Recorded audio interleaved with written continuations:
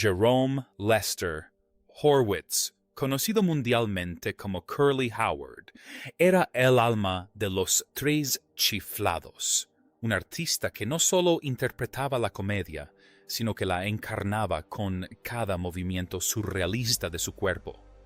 Durante décadas el público creyó que el hombre que veían en pantalla, el payaso infantil e invencible que podía recibir un martillazo en la cabeza y recuperarse con una sonrisa, era el mismo que caminaba por las calles de Los Ángeles. Pero tras la legendaria comedia física y los agudos gritos de alegría, se escondía un misterio silencioso e inquietante sobre su repentino y devastador declive. Solo recientemente, el descubrimiento de historiales médicos, cartas familiares privadas y memorandos del estudio han revelado una verdad mucho más trágica de lo que el mundo jamás imaginó. La trayectoria de Jerome comenzó en un hogar judío de clase trabajadora en Brooklyn, donde era el menor de los hermanos Horwitz. En la jerarquía familiar, era el tímido, un chico callado, que a menudo se sentía eclipsado por las personalidades más extrovertidas de sus hermanos mayores, Moe y Shemp. Mientras que sus hermanos se sentían atraídos naturalmente por el escenario, el talento de Jerome fue accidental, un instinto innato para lo absurdo que se manifestaba solo cuando sentía la seguridad de la mirada del público.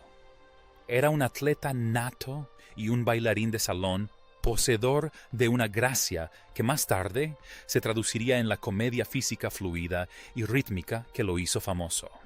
Cuando se unió a los Tres Chiflados en 1932 para reemplazar a Shemp, era un joven apuesto con una abundante cabellera castaña y un elegante bigote. La decisión de afeitarse la cabeza y la cara para crear el icónico personaje de Curly fue un sacrificio que hizo a regañadientes una transformación física que despojó su vanidad y la reemplazó con una máscara de eterna infancia.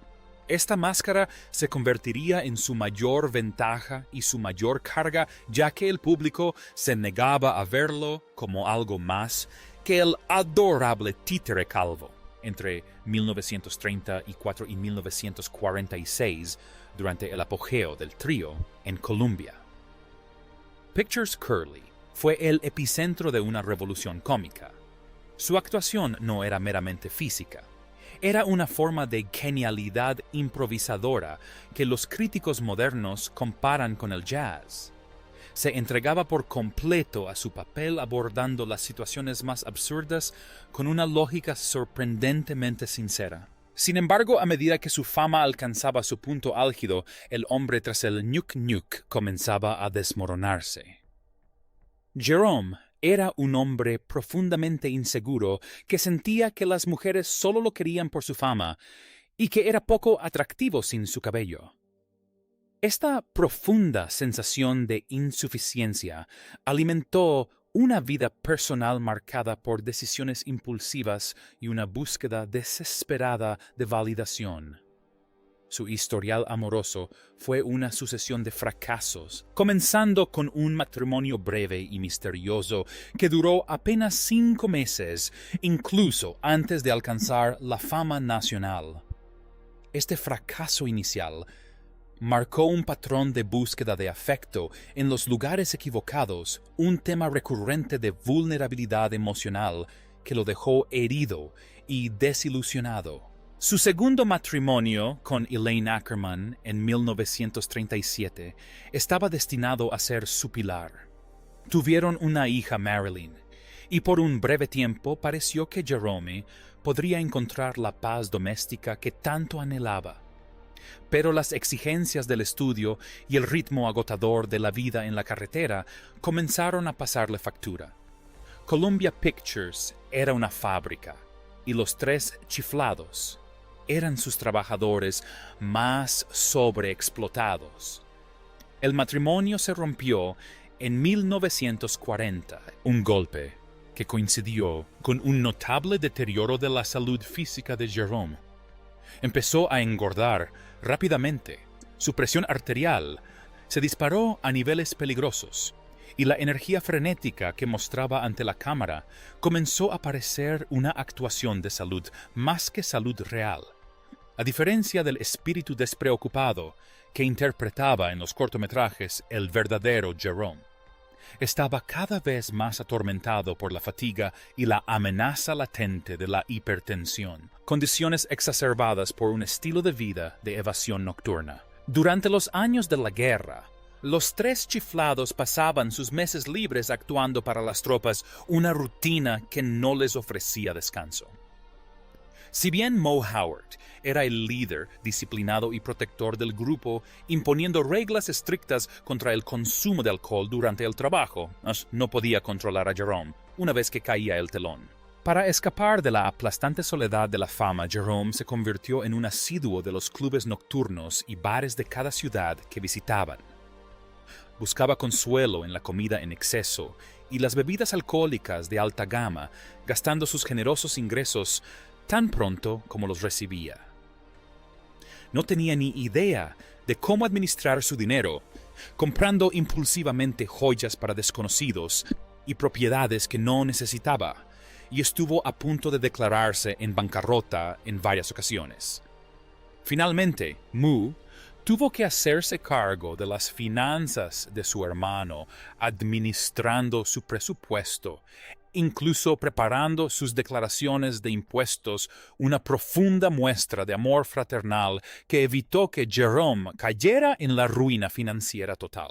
En medio de este caos profesional y personal, existía una faceta de Jerome que pocos fans llegaron a conocer, un hombre de inmensa ternura, que encontraba su única paz verdadera en compañía de los animales. Era conocido por recoger perros callejeros y abandonados durante las giras del grupo, viajando a menudo con una pequeña manada de animales que se negaba a dejar atrás. Les daba de comer de su propio plato y los llevaba de una habitación de hotel a otra, una escena que solía desconcertar a sus compañeros. Para Jerome, estos perros eran los únicos seres que le ofrecían amor incondicional, sin pedir nada a cambio de la cabeza calva y la voz peculiar. Esta gentileza era la esencia de su verdadero ser, un marcado contraste con la violencia cómica que soportaba en el set en busca de una risa. La tragedia se agudizó en 1945, cuando, siguiendo el consejo de Moe de encontrar una pareja estable, Jerome inició un noviazgo fugaz de 2 semanas con Marion Buxbaum. El matrimonio fue un desastre desde el principio, marcado por amargas discusiones y desconfianza mutua. La unión duró solo 9 meses, pero la batalla legal que siguió se desarrolló en la prensa sensacionalista, exponiendo la angustia personal de Jerome a un público burlón. El estrés del proceso de divorcio desencadenó una serie de graves problemas de salud. Durante el rodaje de Half-Wits Holiday, en mayo de 1946, ocurrió lo impensable. Entre tomas, Jerome sufrió un derrame cerebral masivo e incapacitante. Tenía tan solo 42 años. Durante años se contó la historia de que se trató de un suceso repentino y fortuito, pero investigaciones recientes de su historial médico sugieren una realidad mucho más inquietante. Jerome llevaba años sufriendo mini derrames cerebrales, señales de advertencia que trágicamente fueron ignoradas tanto por el actor como por el estudio. La revelación más inquietante tiene que ver con el papel de Columbia Pictures durante este periodo. El estudio, bajo el férreo control de Harry Cohn, veía a los 3 chiflados como una mercancía, no como personas. Los memorandos indican que incluso cuando la salud de Jerome se deterioraba claramente, su habla se volvía más lenta y sus movimientos más torpes. El estudio lo presionaba para que siguiera actuando. Existía el temor de que la inmensa rentabilidad del trío desapareciera sin el gracioso. En lugar de brindarle el descanso y la atención médica que podrían haberlo salvado a Jerome, lo mantuvieron en pie y lo enviaron de vuelta al ruedo, un hombre cuyo cerebro literalmente sufría un cortocircuito mientras lo golpeaban con tartas y tablas. Mo Howard intentó proteger a su hermano, pero el poder del sistema de estudios era absoluto, y el espectáculo tenía que continuar sin importar el costo humano. Tras el derrame cerebral de 1946, la carrera de Jerome prácticamente terminó, pero su búsqueda del amor continuó. En un último y agridulce capítulo se casó con Valerie Newman en 1947. Valerie fue la única mujer que pareció amar a Jerome por quien realmente era, permaneciendo a su lado durante los últimos y angustiosos años de su deterioro. Tuvieron una hija, Janie, que trajo un último rayo de alegría a un hombre que ahora era solo una sombra de lo que fue. Sus últimos años los pasó entrando y saliendo de hospitales y residencias mientras su mente y su cuerpo se deterioraban lentamente por los daños de múltiples derrames cerebrales. Hizo una conmovedora aparición en el cortometraje de 1947, Hold That Lion, donde lucía una abundante cabellera y bigote, un fantasma del hombre que había sido antes de que los tres chiflados lo reclutaran. Fue la única vez que los tres hermanos Horwitz, Moshemp y Curly aparecieron juntos en pantalla, una emotiva despedida al miembro más popular del grupo. Jerome Lester Horwitz falleció en enero de 1952 a los 48 años. En el momento de su muerte, estaba prácticamente olvidado por el público que una vez lo adoró. Su fallecimiento fue discreto, un marcado contraste con la energía vibrante y caótica que había transmitido al mundo. Durante décadas, la verdadera naturaleza de su deterioro se mantuvo en secreto. Pero la perspectiva moderna sobre la salud mental y la explotación empresarial nos ha permitido comprender su historia tal como fue. Los expertos creen ahora que Jerome pudo haber padecido un trastorno bipolar no diagnosticado o una afección neuropsiquiátrica similar, lo que explicaría sus cambios de humor extremos y su dependencia del alcohol y el gasto impulsivo como mecanismos de afrontamiento. No era solo un hombre que vivía demasiado, era un hombre que sufría una enfermedad para la que la medicina de la década de 1940 no estaba preparada. Resolver el misterio de Curly Howard no nos brinda una sensación de cierre, sino una profunda tristeza. Nos obliga a contemplar esos cortos cómicos clásicos con una nueva perspectiva, reconociendo que la brillantez y el dinamismo que tanto admiramos a menudo provenían de un hombre al borde de un colapso neurológico. La inocente picardía de Curly Howard era un escudo para un hombre que se sentía profundamente inseguro y solo. Lo dio todo por el público, agotándose por completo para satisfacer a un estudio que consideraba su bienestar secundario. Era un hombre que amaba a los perros y soñaba con un hogar estable, pero estaba atrapado en el torbellino de su propia fama y su salud cada vez más deteriorada. La verdad final sobre la vida de Jerome es que fue víctima de su propio éxito y de una industria que exigía risas a cualquier precio. Era un hombre sensible y tímido, que vivió su vida intensamente, un artista cuyo mayor genio fue también su mayor maldición. El silencio que siguió a su muerte fue una injusticia final, una negativa propia de la época y reconocer el dolor que se escondía tras el chiste. Pero hoy podemos recordarlo no solo como un títere, sino como un ser humano que soportó inimaginables dificultades físicas y emocionales para traer un poco de luz a un mundo oscuro. Le fallaron quienes debían protegerlo, y su historia es un recordatorio aleccionador de que las personas más graciosas a menudo cargan con las cargas más pesadas. Al revisar el archivo de los tres chiflados, se pueden apreciar los momentos en que su chispa comenzó a apagarse. En los cortos filmados justo antes de su colapso en 1946, sus movimientos son ligeramente torpes, su sincronización apenas una fracción de segundo tardía y su icónica voz suena tensa.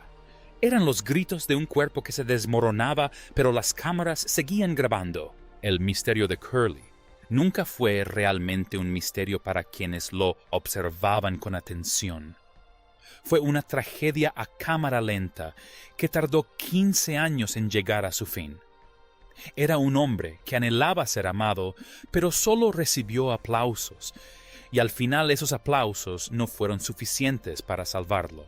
El legado de Jerome perdura a través de las risas de las nuevas generaciones, pero su verdadera historia se encuentra en los momentos más íntimos de su vida, su devoción por los animales abandonados, su lealtad a sus hermanos y sus últimos días de paz con Valerie. Era más que un payaso. Era un hombre llamado Jerome, que se perdió en el brillo de las luces de Hollywood. Al reexaminar su vida, nos vemos obligados a afrontar el precio de nuestro entretenimiento y la realidad de que a veces la risa más contagiosa surge de un profundo dolor silencioso. Era un maestro de la comedia física, pero no pudo esquivar los golpes que la vida le asestó. El misterio de su decadencia finalmente se resuelve, pero sigue siendo un testimonio desgarrador de un hombre que lo dio todo al mundo hasta que no le quedó nada para sí mismo. Hoy Jerome descansa en una tumba tranquila en el este de Los Ángeles, lejos del caos de los platós de Columbia Pictures. Su hermano Moe, quien dedicó su vida a intentar controlar al indomable Jerome, vivió para ver el regreso del trío a la televisión, pero nunca dejó de llorar la pérdida de su hermano.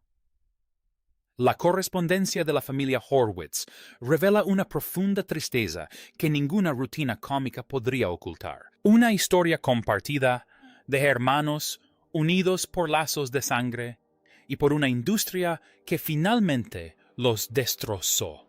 La historia de Jerome es la tragedia definitiva de Hollywood, un recordatorio de que detrás de la pantalla grande hay personas de carne y hueso que sufren, que temen y que al final se quiebran bajo el peso de la corona que se ven obligados a llevar. La revelación de sus dolencias no diagnosticadas y la insensibilidad del sistema de estudios no restan gracia a sus películas, sino que las humanizan enormemente. Ahora vemos la valentía en su actuación, el coraje que requirió para seguir girando y cayendo, mientras su mente estaba bajo asedio. No era solo un payaso. Era un guerrero en el mundo de la comedia librando una batalla que estaba destinado a perder. Y aunque el final de su historia no es el que sus fans hubieran elegido, es el que nos permite ver por fin al hombre tras la risa. Jerome Lester Horwitz fue un hombre de inmenso talento y de inmenso dolor. Y tras décadas de silencio, su verdadera historia por fin puede ser contada. Es una historia de abandono y estigma, pero también una historia de amor fraternal y de la paz final duramente conquistada de un hombre. Al final, el más gracioso de los tres chiflados merece ser recordado por la luz que trajo al mundo, pero también por la oscuridad que tuvo que atravesar para brindarla. Los chistes han quedado en el olvido, pero el hombre permanece una figura conmovedora de una época pasada que nos recuerda que incluso en medio del caos hay un corazón que anhela un amor sencillo y silencioso. Jerome Horwitz fue una leyenda, pero también fue solo un hombre, y la verdad de su vida es la historia más poderosa que jamás contó. La comprensión moderna de su historia también nos permite apreciar el papel de Valerie Newman, quien fue en esencia su enfermera de cuidados paliativos, además de su esposa. Ella le brindó la dignidad en sus últimos años que el estudio le había arrebatado. A través de sus ojos vemos a un Jerome que se contentaba con simplemente sentarse en un jardín con sus perros, un hombre que finalmente había dejado de huir del fantasma de Curly. Este último periodo de gracia fue su única recompensa por una vida de trabajo agotador. Es la imagen de Jerome en ese jardín tranquilo y en paz la que debería ser la imagen final de su historia. El misterio se resuelve. La tragedia queda al descubierto y la risa permanece, pero el hombre mismo finalmente se libera de la máscara. Jerome Lester Horwitz fue un chico tímido de Brooklyn que se convirtió en un dios de la comedia, y su vida, en toda su desordenada y trágica brillantez, es una obra maestra de la resiliencia del espíritu humano frente a un mundo que se niega a ver más allá del chiste. Al concluir la historia de Curly Howard, nos queda la cruda realidad de que la fama suele ser un intercambio en el que el artista entrega su alma por un instante de inmortalidad. Jerome hizo ese intercambio, y aunque alcanzó una fama inimaginable, el precio fue su salud, su cordura y su vida. Pero en la risa, que aún estalla cuando un niño lo ve girar en el suelo por primera vez, el sacrificio de Jerome cobra sentido. No era solo un títere, era un regalo para un mundo que necesitaba desesperadamente olvidar sus problemas. Su historia es una advertencia sobre el precio de la fama, pero también una celebración de un hombre que, a pesar de todo, nunca perdió su capacidad de hacernos creer en el poder de una voz graciosa y una caída oportuna. Él era Jerome. Él era Curly, y él era el hombre que nos enseñó que incluso cuando la vida te golpea con un martillo metafórico, aún puedes encontrar la manera de decir woo, woo, woo.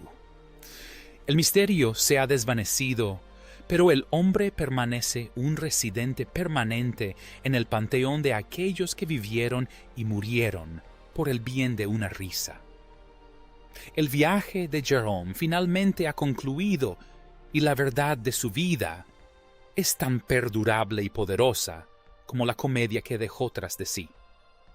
Al final, no son los golpes, ni el estudio ni los matrimonios fallidos lo que lo definen, sino el simple e innegable hecho de que durante unos pocos años un chico tímido de Brooklyn fue el hombre más gracioso del mundo. Esa es la historia que merece, y esa es la verdad que finalmente permitirá que su espíritu descanse en la paz que tanto anheló durante su tiempo en este mundo.